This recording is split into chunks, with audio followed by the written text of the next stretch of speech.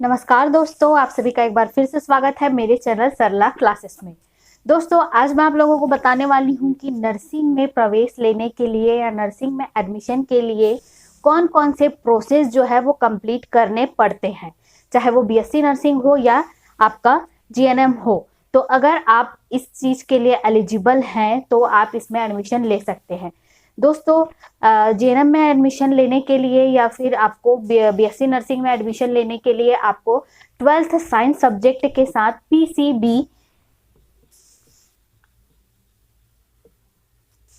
Science subject और PCB physics chemistry bio जो है वो सब्जेक्ट होना जरूरी होता है। इसमें मैं आप लोगों को दोनों चीजों के बारे में अलग अलग से बताऊंगी, जिसमें कि जेएनएम में एडमिशन लेने के लिए क्या प्रोसेस है और साथ ही बीएससी में एडमिशन लेने के लिए कौन कौन सा प्रोसेस जो है वो आपको करना पड़ता है, इसके आवेदन हैं, कब मिलते हैं और कौन कौन सी चीजों की पढ़ाई करनी होगी अगर आपको बीएससी नर्सिंग में सेलेक्ट होना है। तो उसके लिए भी मैं आप लोगों को डिटेल में आज बताने वाली हूँ।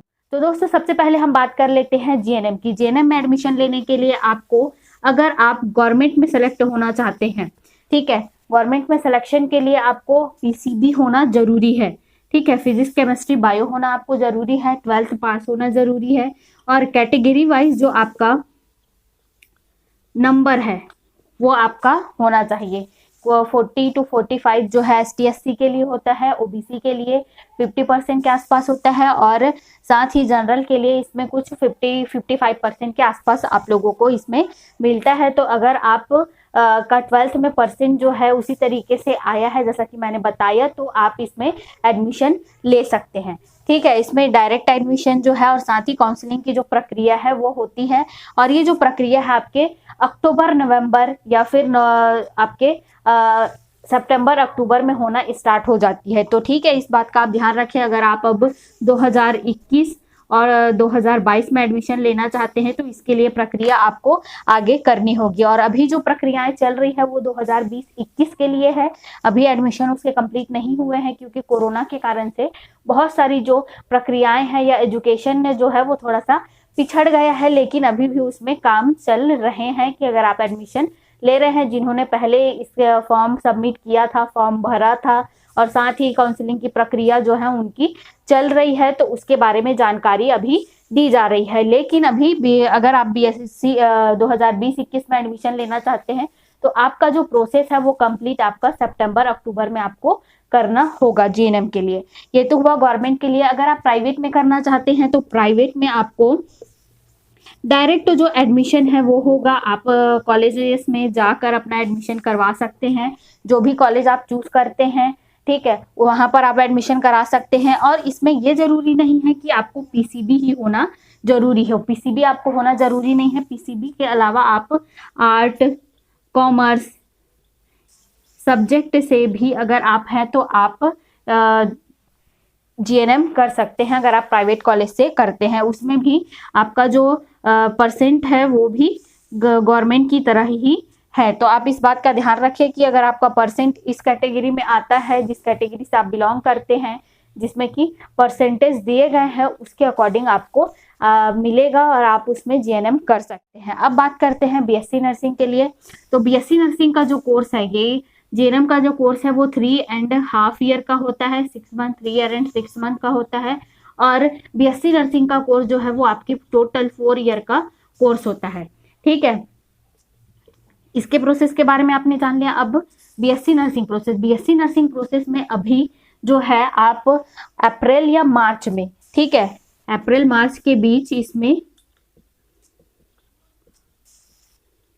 एक पीएनटी जैसे पीपीटी या फिर पीपीएचटी होम्योपैथी के लिए या पीएटी ऐसा कुछ कराया जाता है। तो स्पेशली नर्सिंग के लिए पीएनटी एक इंट्रेंस टेस्ट होता है जिसे प्री नर्सिंग टेस्ट कहा जाता है। प्री नर्सिंग टेस्ट में आप अप्रैल मार्च में इसके फॉर्म आना स्टार्ट हो जाते हैं, ठीक है, आप उस समय उसको फिल कर सकते हैं। इसके बाद जो है पीएनटी में आपका नाम, पीएनटी में आपका पूरे तरीके से आपको दिया जाएगा। साथ ही आपको इसमें अगर एग्जाम देते हैं, इसमें एग्जाम होगा, इस साल एग्जाम नहीं होंगे 2020-21 के लिए, क्योंकि कोरोना महामारी के कारण जो है एग्जाम नहीं कंडक्ट कराया गया है, लेकिन अब एग्जाम कंडक्ट कराया जाएगा। एग्जाम में आपको फिजिक्स, केमिस्ट्री और बायो से रिलेटेड क्वेश्चन इसमें पूछे जाते हैं, जो कि आपने 12th में किया हुआ है, उसी को थोड़ा आपको इनहेंस करने की जरूरत होगी, थोड़ा और ज्यादा स्टडी करने की जरूरत होगी, और उसी सब्जेक्ट से रिलेटेड आपको क्वेश्चन पूछे जाते हैं। ये एग्जाम होंगे। एग्जाम होने के बाद आपका एक काउंसलिंग प्रोसेस होता है। ये जो काउंसलिंग प्रोसेस है, काउंसलिंग प्रोसेस में आपको टोटली 15 डेज या फिर 20 डेज के आसपास first counselling, second counselling, third counselling इस तरीके से किए जाते हैं। तो अगर आप काउंसलिंग करना चाहते हैं, ठीक है, तो आपको फिर ऑनलाइन काउंसलिंग के लिए आपसे कॉलेज चूज करने के लिए कहा जाएगा काउंसलिंग के समय ही, जो कि होते हैं आपके अक्टूबर नवंबर में। ठीक है, ये काउंसलिंग होगा आपका अक्टूबर नवंबर में।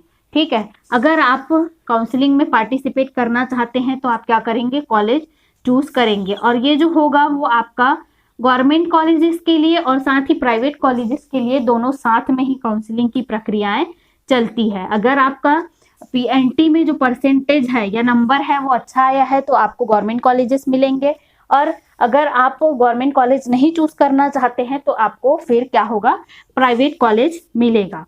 ठीक है, ऐसा नहीं है कि प्राइवेट कॉलेजेस में ज्यादा मतलब पढ़ाई जो है वो अच्छी नहीं होती है, वहां भी पढ़ाई बहुत अच्छे तरीके से होती है। इसमें थोड़ा जो होगा आपको क्लिनिकल एक्सपीरियंस जो है थोड़ा सा कम करने के लिए मिलेगा, लेकिन इसमें आपको भी हर चीज सीखने के लिए मिलेगा जो आप सीखना चाहते हैं। थ्योरी के साथ साथ आपको प्रैक्टिकल चीजें भी बहुत अच्छे से समझाई जाएंगी।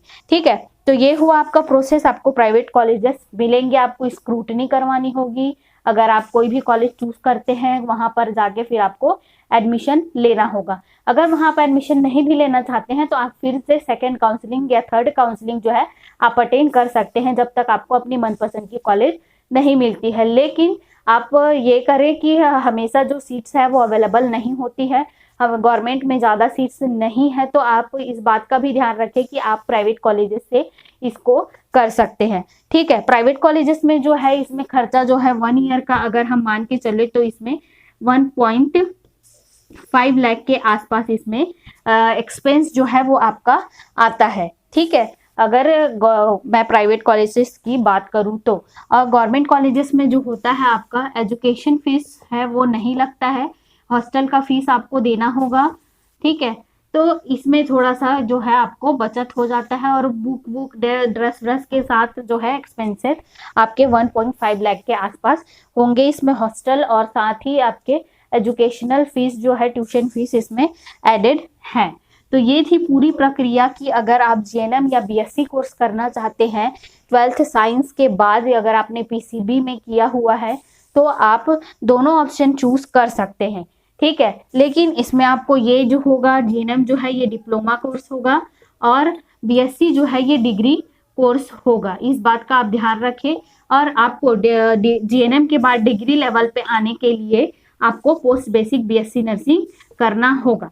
लेकिन ये भी मैं बता दूं कि अगर आप जीएनएम करते हैं, ठीक है, तो भी आप फॉर्म फिलअप कर सकते हैं गवर्नमेंट के लिए, और आप अगर बीएससी भी करते हैं तो भी आप फॉर्म फिलअप कर सकते हैं गवर्नमेंट में जॉब के लिए। इसमें कोई ये नहीं है कि अगर हमने जीएनएम किया हुआ है तो हम जॉब के लिए अप्लाई कर सकते हैं या नहीं कर सकते हैं। आप जीएनएम में भी अप्लाई कर सकते हैं और बीएससी में भी अप्लाई कर सकते हैं as a staff nurse post के लिए।